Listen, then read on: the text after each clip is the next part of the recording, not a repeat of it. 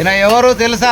ఇప్పుడైతే మీరు ఏదో కామెడీ చేస్తా అన్నారు. అంటే అది ఇప్పటి వరకు మా యూట్యూబ్ ఛానల్లో ఇంతియాజ్ గారు వంటలు చేయడంలో చాలా ఫేమస్ అయినాడు.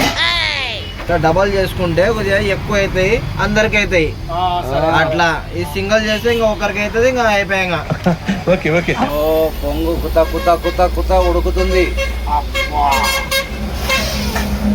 ఏమి టేస్ట్ జీడి ఉప్మా. అబ్బో. వాసన ఎన్ని గ్లాసులు? కడుపు నిండిపోతుంది. 2.5 గ్లాసులు. 2.5 గ్లాసులు. ఇంకా అవి కావు.